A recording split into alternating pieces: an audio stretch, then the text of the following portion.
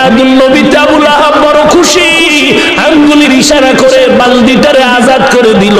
রাসূল একদিনে আবু লাহাবের ডাইকা কয়, ও চাচা আপনি আমারে কেমন ভালোবাসেন? বলে ভালোবাসার কোনো ভাষা নাই, চূড়ান্ত ভালোবাসি। আসেন আসেন আসেন। এবার আবু লাহাবের নিয়ে পাহাড়ের চূড়ায় উঠলেন। এবার পাহাড়ের পাদদেশে গিয়ে নবী বলেন, চাচা আমার কথা কেমন মজবুত মনে করেন? বলে কঠিন। চাচা আমি যদি বলি পাহাড়ের ওই পার্শ্ব থেকে এই পার্শ্বে আইসা দুশ্মন দল আপনাদের মারবে, বিশ্বাস করেন? ভাতিজা 100 বিশ্বাস করি। বলে ও চাচা আমি একটা খবর দেই, এই জমিনটা চিরস্থায়ী জমিন না, ক্ষণস্থায়ী জীবন পেরিয়ে যাওয়ার পরে চিরস্থায়ী একটা জিন্দেগি আসবে, আখিরাত। আমি আল্লাহর রাসূল হয়ে বললাম, আমার আল্লাহ আবার একটা কোরআন দিছে, আমার সিরাতুন নবী, আমার আদর্শ, আমার আদর্শের এই কোরআন নামাজ পড়ার কথা বলেছে, সিরাতুন নবীর আদর্শে আমার জীবনীর মধ্যে পর্দার কথা বলেছে, জাহান্নাম থেকে বাঁচতে পারবেন।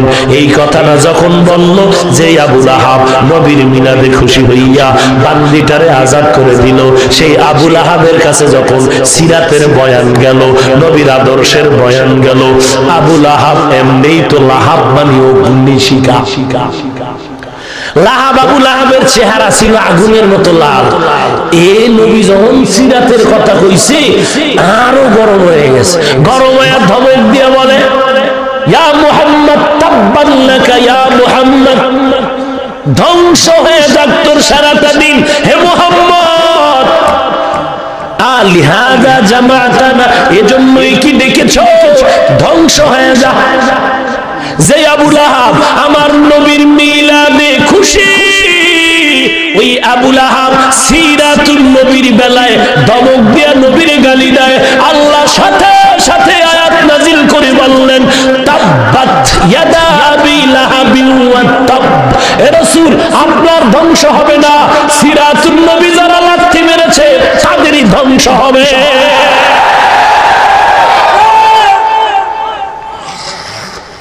রাসূল আপনার জন্য আবু লাহাব বদদুয়া করেছে, অথচ আবু লাহাব আপনার জন্য পাগল হইয়া মিলাদুন নবীর খুশি আনন্দ করে আপনার মহব্বতে বান্দে আজাদ করে দিল। যখন সিরতের গান শুনলো, এখন আপনারে বরদোয়া দেয়, তোরে মানি ঠিক আছে, তবে তোর আদর্শের দাড়ি রাখতে পারুম না, তোমাকে মহব্বত করিবার, তোমার আদর্শের টুপি পরতে পারবো না, তোমাকে মায়া করি ঠিক আছে, তোমার মিলাদে আমি খুশি, তবে তোমার আদর্শের পর্দা করা যাবে না। আল্লাহ পাক আয়াত নাজিল করে বলেন, আবু লাহাব ধ্বংস, মা আগনা আনহু মালুহু ওয়া মা কাসাব, ওর মাল সন্তান কেউ ওরে বাঁচাতে পারবে না। সায়াসলা নারান যাতা লাহাব, এই লাহাব অগ্নিশিখা আগুনের মধ্যে নিমজ্জিত হয়ে যাবে। আল্লাহ আয়াত নাজিল করে দিলেন, ওরে নবীর উম্মতের দল, আবু লাহাব মিলাদুন নবীতে খুশি হলো একদিন, আঙ্গুলের ইশারায় আজাদ করে দিল বান্দি, জিহ্বা দিয়ে আওয়াজ দিল। ওরে নবীর উম্মত সিরাতুন নবীর আদর্শ মানতে গিয়া দিল গালি। ওরে নবীর উম্মতের দল, আমরা যারা টুপি পরি, দাড়ি পরি, আমরা যারা রাসূলের আদর্শ মানি, আমরা রাসূলের মিলাদে খুশি হইয়া আমরা দাড়ি রেখেছি, টুপি পরি, পাগড়ি পরি, আমাদের রাসূলের আদর্শ মিলাদের বহির প্রকাশ মরণ পর্যন্ত। আর যারা শুধু বছরে বছরে নবীর মিলাদে খুশি উদযাপন করবে, আর বাকি টাইম রাসূলের আদর্শের টুপি নাই, দাড়ি নাই, নামাজ নাই, মনটা জানি কেমন কেমন সন্দেহ লাগতেছে। তোমাদের মাঝে আবু লাহাবের মাঝে ব্যবধান আছে কিনা? हकीकत से तू दुनिया बेखबर है, दुनिया की नुमाइश पर नजर है, नमी गुयम के आज दुनिया जुदा बस बहर करे के बाशी बा खुदावा। এতক্ষণ আলোচনায় কি বুঝলেন? আমি মিলাদুন নবীর বিরুদ্ধে বলেছি, সিরাতুন নবীর বিরুদ্ধে বলেছি, আমি কাউকে কাফের বলে গালি দিয়েছি।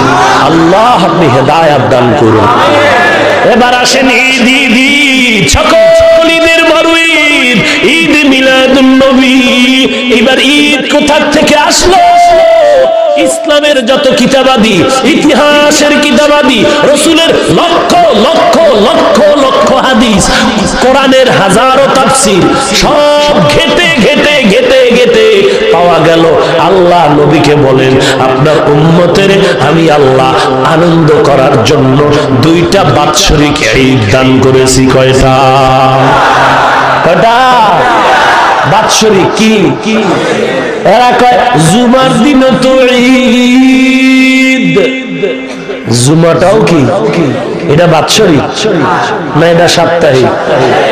সাপ্তাহিক হোক, বাৎসরিক ঈদ হাদিস দ্বারা প্রমাণিত কয়টা? দুইটা ঈদ, ঈদুল ফিতর, ঈদুল আজহা। ঈদুল ফিতর, ঈদুল আজহা বাৎসরিক ঈদ আল্লাহ নবীর বলায় দিলেন দুইটা। আর একটা ঈদের কথা, বাৎসরিক আর কোনো ঈদ নাই। যদি নবীর জন্ম মোবারকে এরকম ঈদ আর খুশি পালন করা হয়, তাহলে এই রকম কত নবীর আশেক এই জমিনে আছে। ঈসা নবীর আশেক, মুসা নবীর আশেক, ইব্রাহিম নবীর আশেক, এরকম কোন না কোন নবীর জন্ম 365 দিনের কোন না কোন দিন একজন কত নবীর জন্ম, আবার কত নবীর ইন্তেকাল। এক দলে করবে শোক দিবস, এক দলে করবে আনন্দ দিবস, জন্ম দিবস। এই রকম ইসলাম যদি রাস্তা খুলে দিত, তাহলে এমন ফিডাফিডি রক্তক্ষয়ী সংঘর্ষ হতো। এই সংঘর্ষ সামাল দেওয়ার শক্তি দুনিয়ায় কারো হতো না। এজন্য এই সংঘর্ষ থেকে বাঁচাবার জন্য ইসলাম কোন দিবস পালন করার অনুমতি দেয় না।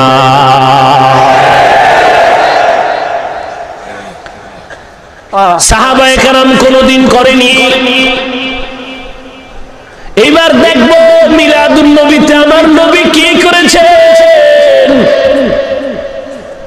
সহিহ মুসলিম শরীফের হাদিসের কিতাব, ওই হাদিসে আল্লাহর নবী বলেন, আমি প্রতি সোমবার একটা রোজা রাখি। কিবা বছরে একদিন, মাসে একদিন, না প্রতি সোমবার? জোরে বলেন।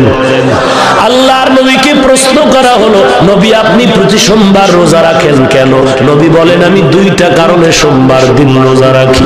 এক নাম্বার কারণ, আল্লাহ তাআলা আমাকে যেদিন দুনিয়ায় ভূমিষ্ঠ করায় দিলেন, আমার জন্ম মোবারক মিলাদুন নবীর দিনটা ছিল সোমবার। আমি নবী রোজা রাখার মাধ্যমে মিলাদুন নবীর শুকর আদায় করি। দুই নাম্বার কারণ, আমার উপরে কোরআন নাজিলের সূচনার দিনটাও ছিল সোমবার। আমি নবী রোজা রাখার মাধ্যমে কোরআন নাজিলের সূচনার দিনের শুকর আদায় করি। রাসূলের জিন্দা মুজিজা কোরআন, এই কোরআন আমরা পেয়েছি, আনন্দ না? আনন্দেই যদি দিবস পালন হয়, তাহলে রাসূলের মিলাদে হবে এক দিবস। রাসূলের জীবনের আনন্দের দিবস কোরআন নাজিলের দিবস, সেদিনের পালন হবে আর এক দিবস। রাসূলের আনন্দের আর এক দিবস মেরাজের দিবস, সেদিন পালন হবে আর এক দিবস। এই দিবস দিবস করতে করতে এক পর্যায়ে দ্বিমুখী সংঘর্ষ, রক্তপাত সংঘর্ষ হবে। ইসলাম সংঘর্ষ বন্ধ করার জন্য দিবস পালন করার অনুমতি দেয়নি। ভাইরা আমার, ভালো করে বুঝো। মুসলিম শরীফ সহিহ হাদিসের কিতাব থেকে পেয়ে গেলাম, মিলাদুন নবীতে নবী কি করেছেন? জোরে বলেন। রোজা রাখছেন। এবার আমাকে একটা মাসআলা বলবেন জেনে শুনে, রোজার দিন ঈদ করা হালাল, ঈদের দিন রোজা রাখা হালাল? সবাই একমত? ঈদের দিন রোজা রাখা যেমন হারাম, রোজার দিন